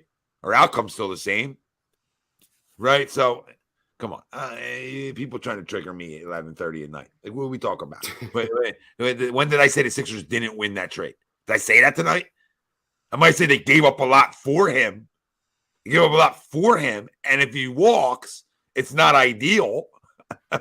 That's all. You didn't have to get picks, is my point. You didn't have to get picks to get the deal done. Knock it off. That's where you gave up too much. That's all. Those picks could be bust anyway. That's my point, right, guys? Because then it tied your hands from being able to do it, get picks for anything else. That's where I think Daryl made a bad decision on that. Not the trade itself, though. Come on, KZ, take the picks out. Grow up, Peter Pan.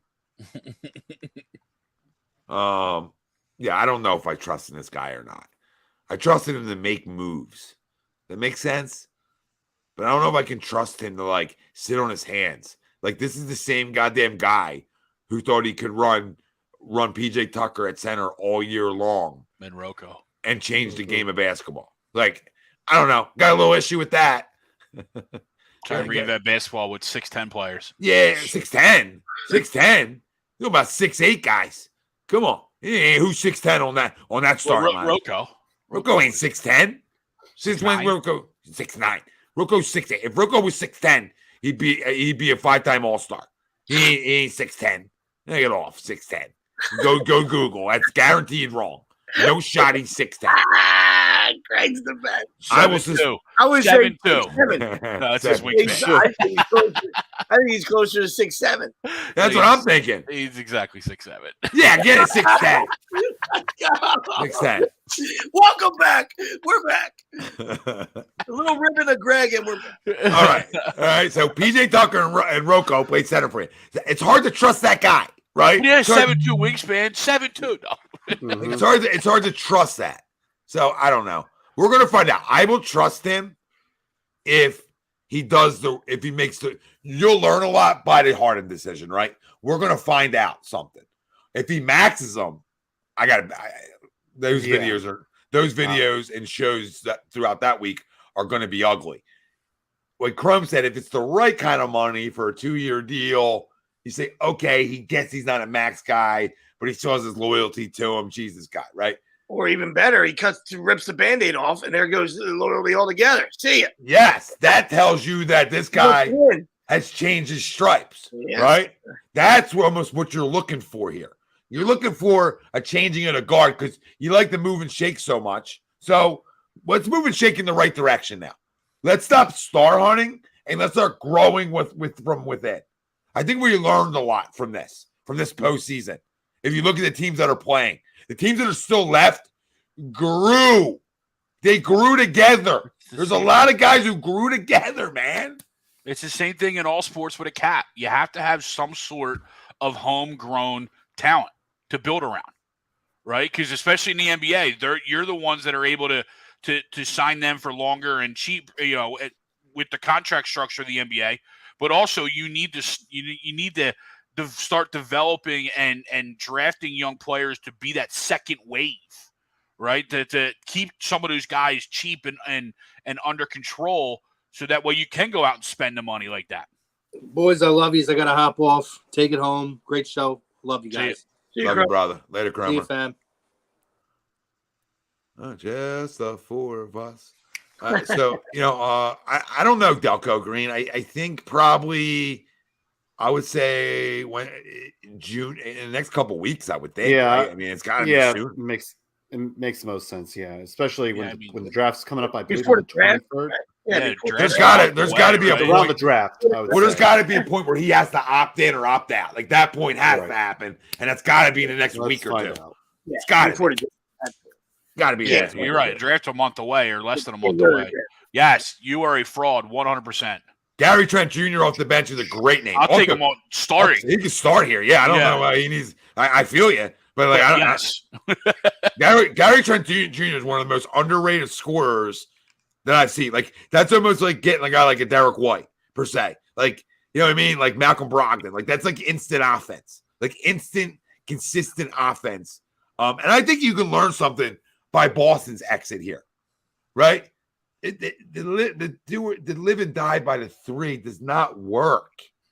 Like it doesn't fully work. Like you got to have an inside game too, and we have the advantage of having that type of player. And I think we need to be smart with this. We got to get back to some old school basketball for a minute. Can we get back to inside out? If this basketball team can actually say, you know what? Steph, he changed the game of basketball, right? Now everybody's jacking. You know what? We got a generational guy that can change it back.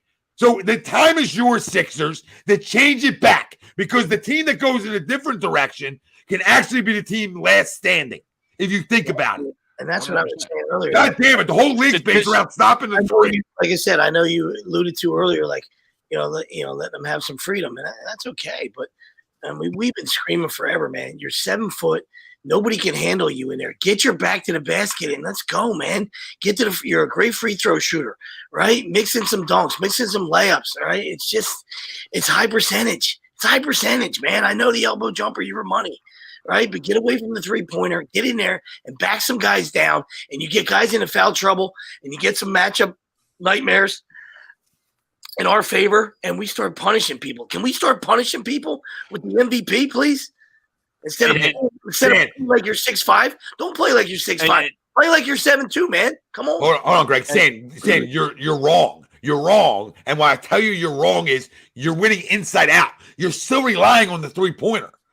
You're just starting everything you do in the paint, and you work from there. You let the doubles happen. You let the one-on-ones happen. You let the fouls occur. Even Morgan's getting fouled now because he's taking everybody that he's bigger than the whole country, right? And you're taking everybody to the woodshed. So nobody expected what the Warriors were going to do. This game was always one way, babe. One way until one dynasty happened that changed the game of basketball. Let's be real here. This game has always been one inside out. So to tell me that that's a second option because of one team and one outlier isn't smart. That's what bad executives do. That's what bad head of basketball operations do. The good ones say, you know what? Let me win. Who's my best player? Who's Denver's best player? Joker. Who gets the ball? Who starts their offense? Who runs it from the post? Joker. And how do they kill you? By the three, and they kill you because they got guys who can get to the bucket. Come on, man. Don't tell me. If Boston took the ball to the bucket 10 more times, 15 more times in game 7, maybe that game's a different outcome. Yeah, there's two things. I mean, first of all, what's wrong with the 90s? I got news for you. Love the 90s, man. Yeah. Second of all, ain't nothing working here. So it's time for a reboot, right? That's what I'm saying. So, I mean, like, if we were just, juggernaut and we were doing all these great things and playing the way that, the Warriors played, yippee-ki-yay. But we're not. We don't do shit. We haven't get past the second round. It's the poll question. Lock in, bro.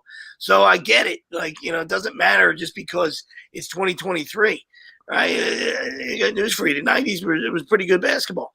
Right, there was toughness. There was, saving the 90s is outrageous. You can't change. Like things don't, things aren't secular. Right, that they come back full circle too. All right, so it doesn't matter. Like Tom said, how one organization did things or how the league is now set up. I get it, right? But it doesn't mean that that's the blueprint, right? They also had stars. I got news for you. It's not like they had one guy that made 33s. Okay, right? They had Thompson, Durant. Oh, by the way, Cupcake Boy. I know they won before he got there, right? But Cupcake Boy, he joined the juggernaut, right? So they had they had a lot of stars, and then they had 3 superstars, and Draymond, who does all the dirty stuff, all the dirty work. 3 of the probably greatest shooters of all time. Come on, yeah. Mm-hmm. Yeah, when it's all said and done. Yeah, I laugh at that kind of, and you want to build a team like that. Like, that's laughable to me. I'm always going to build my team around spacing, but about guys who can take you off the dribble, guys who can get to the bucket, guys who can create their own shots. That's 101. And you got the best big man in basketball, and you're not going to run inside out. You're delusional. You're a delusional franchise, right? If you don't do it that way. You're a moron, and you're always gonna have second round exits. All that mother effer needed to do was get his ass in the paint in Game 7, demand the basketball, and go eat Al Horford. But the opposite happened. He got his ass in the paint, and Al Horford bellied him up. So you got to start dictating that Game 1 of the regular season. That ain't a wait and see thing. You get down there early and often, and you feel what it's like to own somebody, and you got to start doing it. And I love you shooting from wherever else you want to shoot from. Nobody's stopping you. But 8 times a game minimum should be you saying, all right, I'm going to impose my will. Oh, hold on. I'm going to impose my will. Knock it off. I watch Jimmy Butler, who's half the size he essentially, impose him will in games. And you can't impose your will? Come on. So, not to mention all that you and Sweeps has spoke on and preached on. Just statistically, the highest percentage 3-pointer is the one that starts from the inside and goes out. Yeah, I mean, it's just 101 here, but for a league that is so analytical, they got crazy and googly-eyed over a team with the 3 of the best shooters maybe of all time, definitely the number 1, right? And they try to repeat that when you're right. Inside out is statistically the best 3-pointer you could have. Okay, Stan, well, you're just never going to agree with it if you tell me standing around and watching Embiid post up isn't working. Okay, then we're going to see differently. So you just want the best big man in basketball, arguably the most dominant guy and the best post moves in basketball. You want that guy to sit at the elbow. Okay, well, that's where standing around gets you in trouble. That's where you want guys standing around. Now you got your best player standing around, Stan. Now your best, I love you, but now you get the best player standing around. That's what you're looking for? No, Stan. Like Doc said, this is a dictatorship. It's a dictatorship, and it starts through him. And if it doesn't, we ain't good. We ain't getting where we want to get to.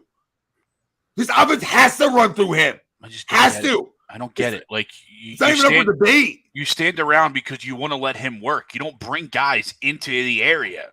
Like, you want guys to move and cut, but you don't bring it when he's in the post or he's in the high post. No. You spread out and you give him room to work, so that way when he does make a move, if the double, the triple comes, you have guys sitting wide open. I'm the biggest Embiid supporter ever, and you guys are all witness, right? Like LeBron, you're all witness, okay? You're all witness of it, right? Knock it off with the hurt shit. Everybody knock it off. Miss me with the hurt. I'm tired of it. It's the biggest game of your life. Your people going to bring up hurt. Put the brace on then. You can't bang with a smaller Al Horford because you're hurt? Get the hell out of here. Everybody get out of here. Don't play then. Everybody's excuses. Find excuses. Come on, dude. Come on. We all know wasn't the same, but don't give me the excuse after the fact. Or I'm tired of it. He's hurt every postseason. So at some point, then it's still on you, bro. That's what I'm saying, dude. Like 50 wins are cute. That's enough of that shit, dude. I've had enough of it. Right. So then if you're not healthy or you can't stay healthy, then it's time to move on. All right. Or if these guys want to play in the 2023s and we want to be a shooting team, then let's bring in 5 shooters then. Right. And then trade them for four elite shooters and let's move on then. Because what we're doing is not working. All right. So that's bottom line. It's factual. We're bringing a guy in who likes to move the basketball, right? Who's going to want Daryl to get the pieces that fit his style of offense, that they can spread the court. And like Greg said, when most threes are coming from inside out in some fashion, I think people need to wake up. It's drive and dish. Basketball 101 for years. Drive, you got an open shooter. Drive, you got an open shooter. Come on, man. Come on. I mean, you just got to play a little high school basketball and know that one. Roll is so timeless too, right? Like forever. It's so timeless. It's so easy. Like, I mean, basketball, the game itself is so easy. It's crazy nowadays, though, Greg, because it's every offense is literally like pick and roll. Because the only way you create spacing, get the matchups you want, right? Right. Absolutely. But go ahead, man. You mean you coached it. So, when you come to like some schemes and stuff like that, I defer. I mean, you could draw up and you could have everything else, but it's all based around spacing and it's all based around getting people open. And how you do that is you just work inside out, right? I mean, it's something we've all talked about, right? And like you said, but that's why the pick and roll is so timeless, because especially if you have a wing in the corner, right? You come off the pick and roll, you got two options. You got the wing in the corner and you got your big man rolling, or you too, right? So it's the game is simple. We just overcomplicate it because of where the game is today. And everyone thinks that they can recreate what the Warriors did. I mean, that's probably the only thing Hinkie did right was draft Joel, right? Because he saw that you're not going to be able to replicate what the Warriors were doing because we don't have those elite shooters. There's only a few and far between, and they're all on one team right now. Yeah, it was a perfect storm. They ended up together. I mean, it's amazing. Like, hey, I mean, Clay and Steph were enough, and then you want to add then Durant goes over. You're like Durant, and then you got all these other guys. Like I used to say it all the time. Like, I want to see what those practices were like pig and horse between Steve Kerr, Steph. You know what I mean? Steph, Clay, and Durant. Like, what was horse like? How deep were these guys? I got some things to get off my chest before we get out of here. But like, we need good perimeter scoring, San. Okay, we need big, and nobody's debating that. That's the difference between Denver still going and us being home. Is they have Murray. We don't have Murray. And Porter Jr. The closest thing we get to Murray is maybe Maxey, who can create on his own. Like, that's the problem. Like, if we had a guy that could really get to the bucket like Tyrese Maxey, really get to the bucket running a pick and roll with Joel, that's how you create spacing. Okay, that's how you get a guy that comes down on Tyrese, right? Comes off his man, they're coming down on Tyrese, and now you got a kick and an open look. And that's 101, man. So it's going to work better with him than it's going to work with James. Think about that, guys. Think about that for a second. It's more explosiveness. It's harder on the pick and roll than James. James is going to pick and roll you, and it's slow, right? It's slow. I'm going to lose this game, too. It's unbelievable. Sadly, Sue is your boy, too, JP. Shit. Yeah, it's my guy. Always my guy. KZ, nobody's going to tell you that Jimmy had a great game in Game 7, right? He made some big shots, KZ, in that game, right? If you take away the numbers, and they won. So what am I attacking him over? And they won. Like, if they lost, That's a real question. Who the fuck cares what he did? Care if he was 1 for 100? They won. Who cares? That's it. Discussion. Close the book. I don't understand. Tom elaborate, because that's what he does. Go ahead, Tom, elaborate. Shut the book. I can't believe that's a question. I don't know what it means. Like, I don't know how. Like, if they lose and they're the first team in however long ever to blow a 3-0 series lead in a conference finals, then we would smoke them. He'd be public enemy number 1 tonight. Tonight he would have been. Right? We would have been talking about how bad of a game he had. In Boston, they gouged. Bye-bye. Come on, man. Silly question, man. It's absolutely outrageous. Love to have it. Glad you have you tuned in, but ridiculous. Yeah, I mean, Jaylen Brown and Jason Tatum. I mean, Tatum was hurt, right? So you give him that. But Brown wasn't good enough. Neither were any of the Celtics. So, they scored 84 points or 82 points, whatever it was. Disgraceful. Come on, man. There's a thing called there's a thing in sports called follow the leader, and follow your leader's personality and take on how he goes about his business. And when your leader's a pit bull, okay, guess what happens?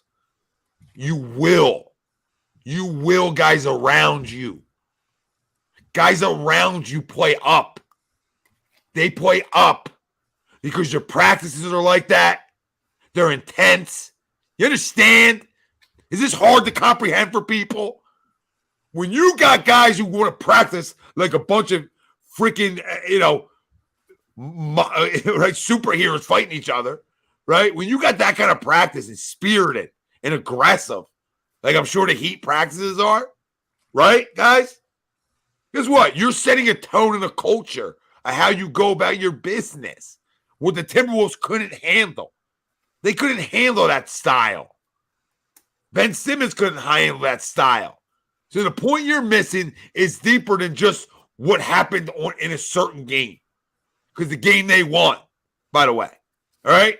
That's the point everybody misses. 90% of the public misses when we talk about final outcomes. Right? Right, guys? We talk about the final outcome of a team. That's what people miss.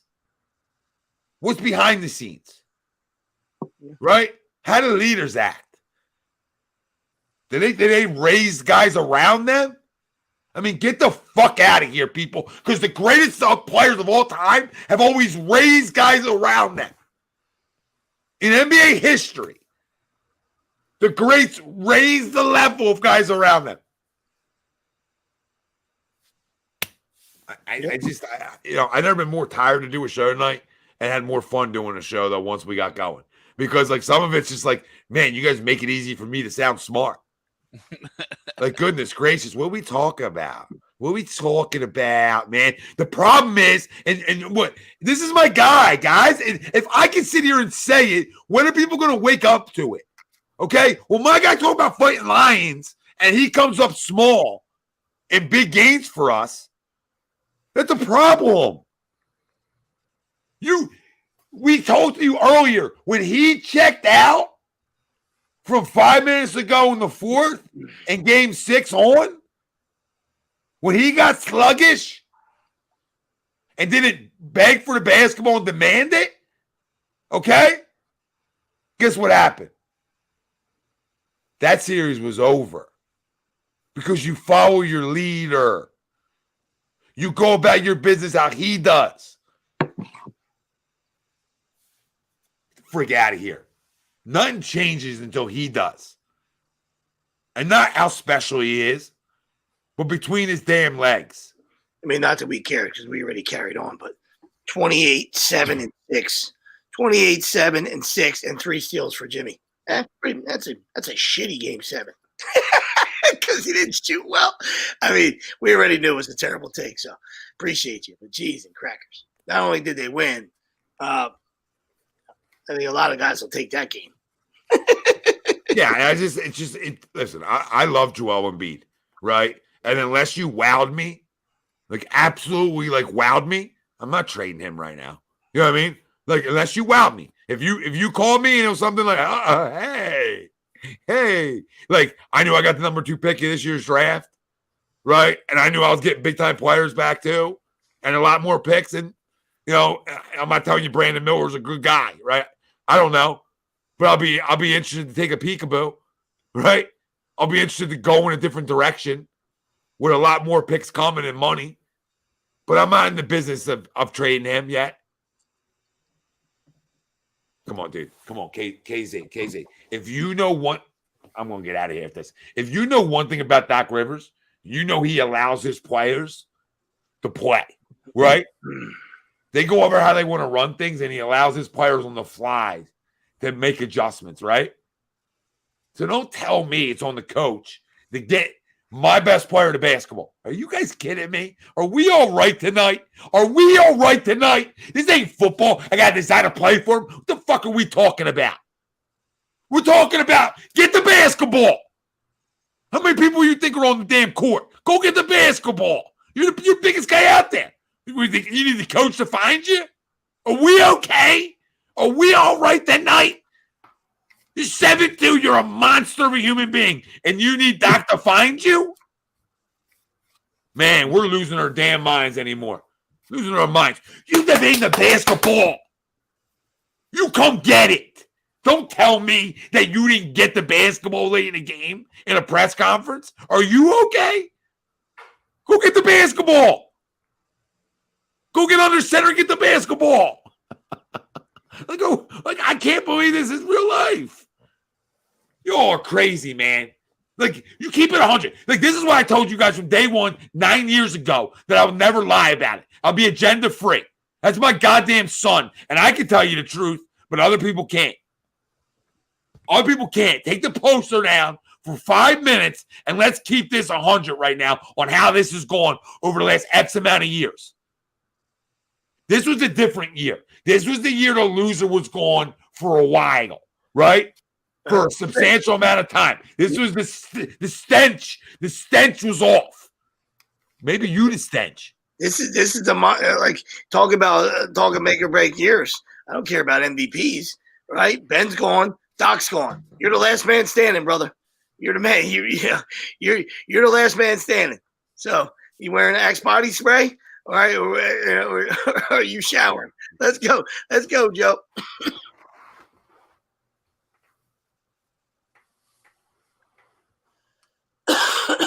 Now he plays in the post, KZ. I mean, you and Sam telling me that he's shooting, right? Game's not won that way. So now you're telling me he was in the post. We're talking about game 6. Let's be clear here, right? And I'm a one-time watcher. All right? He wasn't down there, and he still didn't go get the basketball. And I was drinking that night because it was an anniversary. All right? So I know clearly, too. And I was seeing crystal clear through the goggles on what was going on while I was doing a live reaction. All right? Come on, guys. Stop. He just needs to. Oh, my God. If I'm in the biggest moment of my career at a point, there ain't no way I'm going out without touching it. Are you kidding me? Are you kidding me? In the history of basketball, name the stars that don't touch the basketball. Name the stars. In closing time. You turn the game on with 8 minutes left in the fourth quarter. You find out who the dogs are real quick. They got their handprints all over the final 5 minutes. Come on. I mean, I didn't get the basketball. Go get the basketball. You're probably getting the rebound anyway. You joke. You joke. That's on Doc. You want to put that on Harden, fine. But don't put it on Doc. Knock it off. Knock it off. He had no problem earlier in the series, too, taking the ball coast to coast early in the game. What do you get? What do you go for 6 straight points? And then did like game 4 or 5, something like that, and then went into a shell.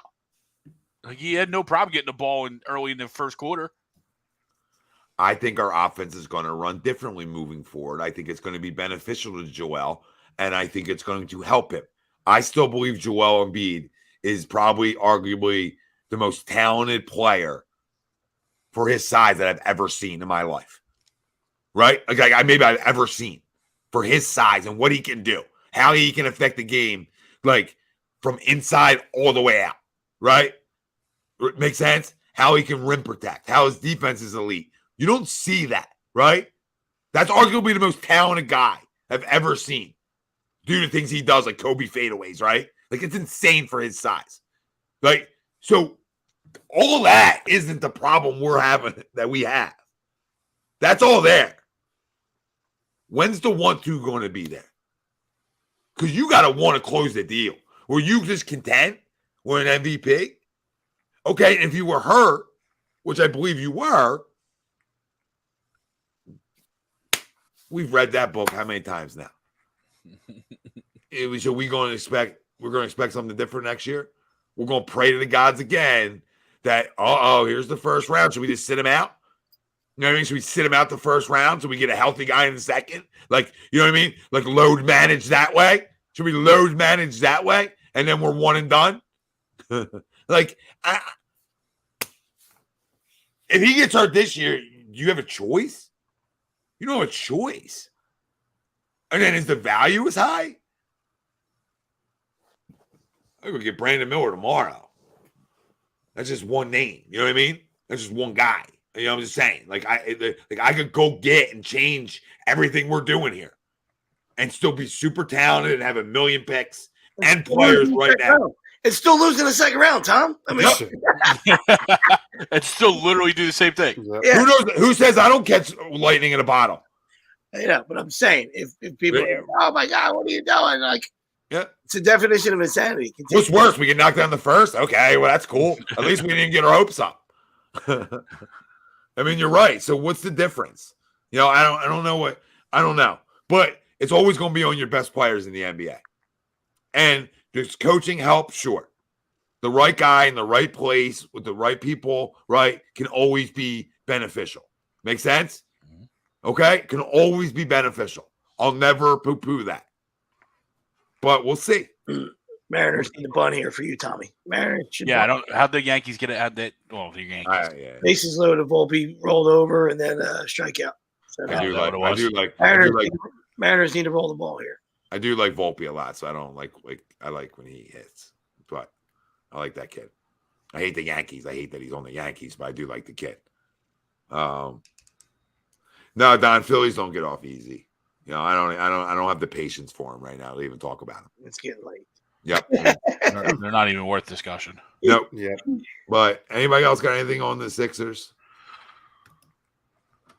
It's going to be a very interesting offseason. I'll say that. Let's figure out what Harden's going to do and see how we approach free agency from there. So We didn't win. Durant, you can blame a bunch of people. Durant, CP3's a loser. I know he didn't play, but he's got that stench all over there. Casey, what's wrong with you tonight? I mean, I'm really asking, what's wrong with you tonight? I blame Durant. Bro, if you lose, you get blamed. We didn't do a circle around the whole NBA. We talk about us. So you're asking, why didn't you blame this guy? Why didn't you blame? They don't play for me. They don't play for me per se. Yeah, we're not in the Phoenix market. We're good. Come on. But if you ask us our opinion, yeah, we would crush Durant. Yeah. How much time you got in case? You know what I mean? Like, I mean, there's a lot of guys. Like I crushed Jalen Brown. I mean, he had a terrible game 7. He shot too many threes. So yeah. Oh my God! Of course he got blamed for all those. Is Casey? Are you okay? You just circling the wagons on all his failures. We know he had a run and go get. What are we talking? Yeah, Sam. We talked about Freddie. Yeah, I think we all agreed on that. Would you rather let Harden walk and sign Fred for cheaper? Yeah, absolutely, absolutely. A guy who was just with the head coach, right? One with him. I like that kind of stuff. I like when you have a guy in house that already knows what's expected. Call me crazy. I like winners. Yeah. Call me an alien. I'm kind of strange, I guess. You know what I mean? Like, yeah, can I get Siakam somehow too? Like, I will absolutely sign up for those 2 guys in a heartbeat. Yes. Let's go. Tommy. Let's go. Let's go. Let's go. Let's go. Let's go. Yep. Had to make up for my Phillies loss. Followed Willie Vegas today. Yeah, that's never a good thing. And the Rockies getting ran out the gym too. Counts all low following Willie Vegas. Great. Jordan's spot on. He says, right, Joel just needs to man the F up. Amen. Absolutely. All right. Nobody left in the building. He's the last of the 3. The 3, right? It was Ben. It was Doc. And it's you now, buddy. So monster year coming up. Step up year. Step up. Get a ladder. Step up. Step up. Let's go. Well, let me tell everybody out there, there's 68 people on YouTube and 40 likes. Come on. Get us the difference here. Let's make up the difference. Hit the like. And guys, hit the subscribe. Stay with us. We love you all. We got so many shows. All right, the list goes on some premiere shows we brought on too.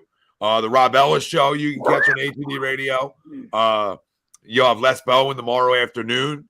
Les does a great special guest Rhea Hughes. Special guest Rhea Hughes tomorrow. Yep. Yes, special guest Rhea Hughes. We got Vetted, Hollis, and Irving. That's tomorrow as well. And we got Marcus following up and Birds of a Feather. Big days tomorrow. Big Thursday. I was going to say we got a big lineup on Thursday, and then Monday, Mitch and myself, and we have a blast, right? And the crazy part is I didn't know what to expect in terms of seeing eye to eye, and it's like, we both think old school with stuff, right? Yeah. So we're going to see more eye to eye than we don't, but we just need the Phillies for our sake to start playing good baseball because it's tough, and everything he says about like pitching and like. He give the guy a lot of credit, you know what I mean? And I expected he did great on the MLB Network when he was there, right? That's what I expected him. I expected very knowledgeable, extremely knowledgeable, not just a player, right? If some guys just played. but extremely knowledgeable. And last week we got deep into some cool conversations, right? Just about like, very accountable, which you love to hear. You know what I mean? About, hey, I lost us the World Series. You know what I mean? Because I tried to take it off of him. I tried to say, like, whatever, think about everything that happened prior to that, right? It's not on one guy. And he's like, nah, game 4, I blew it too. So it's all me completely. But I asked him, like, do you think you would have, if you guys were at it completely back, do you think you guys could have been just as good in 94? You think you could have had that lightning in the bottle again? And he goes, no, once they traded Mahown and me, it was like, it was sort of the end of that. And I didn't realize, like, who was still there. I mean, I was so young. But, who was carryovers, who left. But then just hearing stuff about Dutch is really cool. His leadership, because we're talking about leaders now. Mm-hmm. So that ties into, like, what leadership and toughness and accountability can bring to a ball club, a.k.a. Chase Utley. When you talk about guys that are just natural, look how I work leaders. Who's on this team that's that? Maxey? It's hard when it's your puppy. You hard when that guy's begging for, how can I get better? Right. I mean, I love it, but it's hard for other guys to buy in. So I think as his career goes, there's a lot of resentment from veterans if he's your leader. You know what I mean? Because that means you're not doing anything. You know what I mean? Yeah. Same way to the high school collegiate level. You know what I mean? Like if you're a freshman or all the leaders, then you got planks up top. You got cancers and you got planks up top. Yeah. It's so true. So I mean, we might have one. I don't know. We're gonna find out this year, though. So we got a big off season. I believe in Joel Embiid, though. I want to make that clear to everybody. Like I was out on him for 24 hours, like a lot of us were. But then I settled down. I settled myself in, and I still believe in him. And I want to believe in him. He's that generational. Now it's on him. Appreciate everybody. We love you all. Couldn't have did it without you. KZ, you're my guy. This is Agree to Disagree radio, babe. It ain't built for everybody, right? You can disagree with me all night. I love it. And B's my guy more than he's your guy, KZ. So you want to do this late at night? All right, I took him years and years ago. You ain't allowed. You see him on the weekends. You know what I mean? You obviously saw him game 7. That's why he didn't come. That's why he didn't show up with some fire. Little joint custody right there. You share it. KZ was like all coddle. KZ was coddle after game 6. He would have stayed with Big Dad. I'm gonna get up in 7 too. Yeah, divorce is never good, man. The big ass wooden spoon coming after game 6 if he stayed at my house. Listen, love you guys all though. We appreciate you. Another great HUD Wednesday night for all of us. Frank Vespi, Nick Delgazzo, Greg Mwaka. This is like I feel like we're doing Agree to Disagree right now. You can catch every Sunday night. Midweek.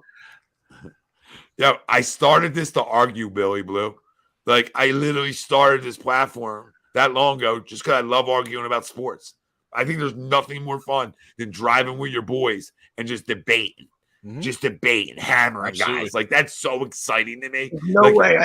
There's no way I haven't seen that. It's Billy Blue Balls all night. I've read it. Greg, remember that, Greg? Yeah. I read it. I read it like a couple months back. I was like, Billy Blue Balls. Billy, appreciate buddy. I've seen it as Billy Blue Balls all night. And I apologize. That's probably on my end. I'm probably a little clogged up on my end. That's on my balls. Greg, what's up, brother? We appreciate you. And listen, what we're opening up to our fans, I want to let Frank speak on it on our way out of here, is our we're going on 4th episode this Monday. Yes. But tell everybody, Frank, that we want the people on. This is for all our subscribers. Yes. So I don't know when the timetable is, but hopefully at some point during the summer when sports aren't in action and the Phillies are going to continue being mid and the Sixers aren't having action. We're still in training camp. We have a fun game show called Fandemonium, hosted by the one, the only, Andy Ritter in this very ring and myself. And right now, the first couple episodes, it's A2D talent going off against each other. And the most recent episode, you can watch Ralph blow a giant lead. But I'll elaborate on this for Frank. What we're looking for is our subscribers to email us, DM us on social media, all right, and say you want to come on, whatever Monday, and we want you guys to match up versus each other. Winners are going to win jerseys, HUD giveaways. We're going to have things for the family, all right? So this is really some fun things. I would also like to start a tournament down the road, have a real big tournament with a big winner, $100,000, maybe $100,000 in the winner, all right, something big. So listen, everybody who hits the subscribe, hits the like, stays with us, is one step closer to we get to all this. But listen, make sure you get in our DMs. Slide on in like Trey Turner used to slide before he became a Philly. Now he stinks. Yep, now he stinks. So great show, boys. Don, great hire, brother. Monty Williams is going to do really well in Detroit. Yeah. Big Monty Williams fan. Yeah. Had to Philly give Sports Sports love. Yeah, for sure. PhillySportsTrips.com. You're the best. PhillySportsTrips.com. That's who we're brought to you by. And everybody, hey, Birds fans, I got some huge news. Philly Sports Trips has released their Eagles schedule. Make sure you go see my friends from PhillySportsTrips.com and reserve your spot today. You'll get to watch a Birds game in a great city and hang with former Eagles like Hollis Thomas, David Aker, John Dornbos, right? Vince Papali. Think about the names. Philly Sports Trips books are the best hotels and it has the best Birds available. Game 1 of the finals tomorrow. Who do you guys got on our way out the door? Book now. Sorry. Book now. Okay. Book now. That was even worse. Book now. Yep, sweeps.